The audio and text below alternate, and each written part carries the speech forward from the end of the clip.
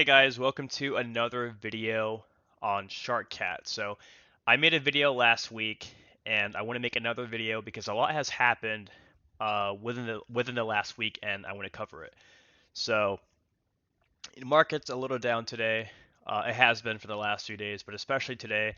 Solana having congestion issues, and then also uh, the inflation reports came out today, and then also the SEC wants to go after Uniswap. So we have a lot going on recently in the market.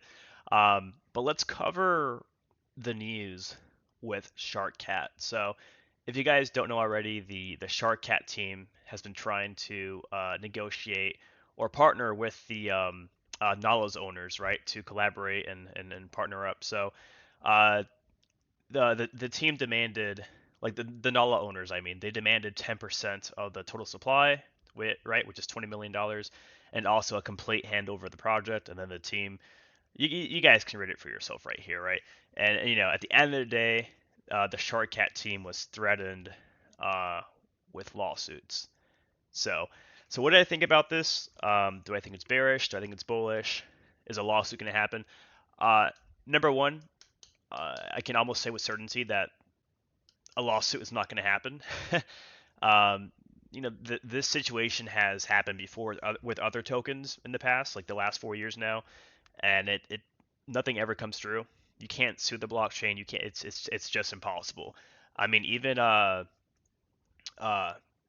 Ansim uh, covered this in a recent live stream when somebody asked him about the Sharkcat situation. I'm not going to play the video, but basically he was saying that there's nothing that they can do, and a lawsuit's not going to happen. So, and a lot of people are like, oh well, if a lawsuit's involved, we're not going to get listed on exchanges. That's not true. We got listed on Bitmart today. We got listed on, I can't even say this name, Poloniex, I think it's right. And then we got listed on Cytex. And I think there's like 7 or 8 other exchanges that the team is waiting to hear back from. So again, I don't think this means anything. And in fact, I'm glad this happened, and here is why. Uh, Cat tokens in this market, I think there's a few key elements that make them very successful, right? Like PopCat, for example, is number one, is it cute, right? Does it just like stand out? And number two, is there normie appeal?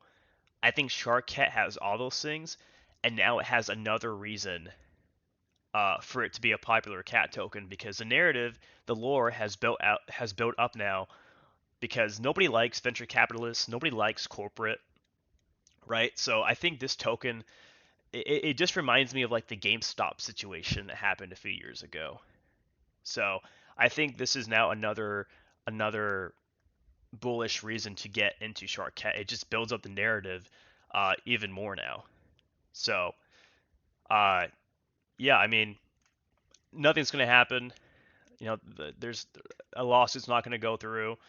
Um, I do think it was kind of dumb for the team to reject the offer because 600K in tokens, I could easily see that being worth like 5 million or more down the line. So I think greed got in the way of things, but I think this is better for the community and for the token itself.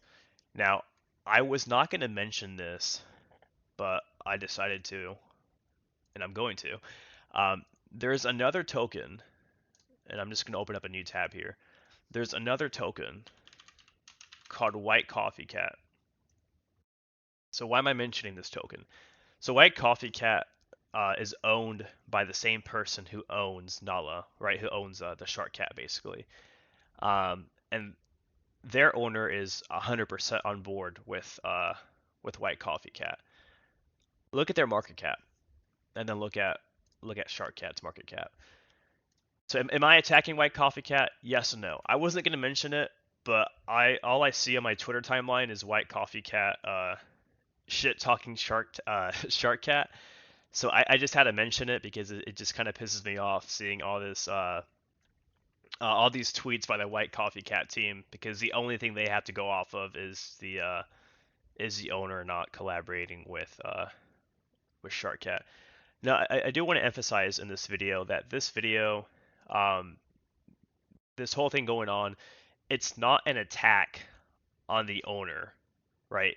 Uh, Whoever owns Nala, right? Like the cat.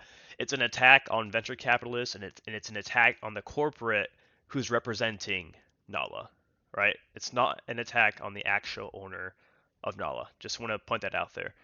Um, so yeah, but that's pretty much it, guys. I don't have much else to go over, and I do want to keep on doing these videos on a weekly, maybe bi-weekly schedule, just depending on how much comes out.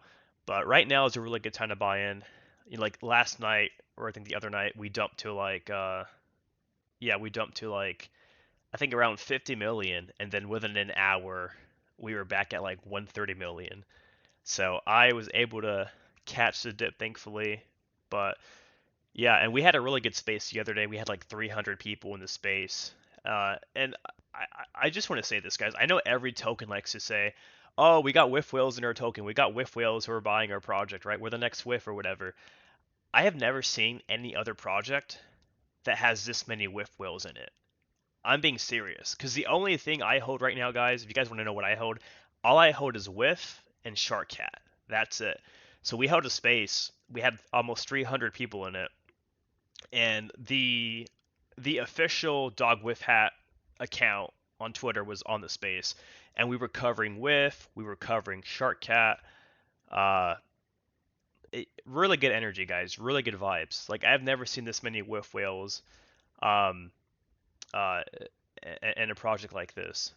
So, but right now is a really good time to buy. I don't think we're going to be at this price for much longer. We got the Bitcoin halving coming up in I think 9 or 10 days. So right now is a really good time to get in. But that's pretty much it, guys. Let me know what you think. I've covered everything I needed to cover, and I'll try and keep releasing videos on a weekly, bi-weekly schedule, just depending on how much has transpired. So see you guys soon, and let me know what you guys think.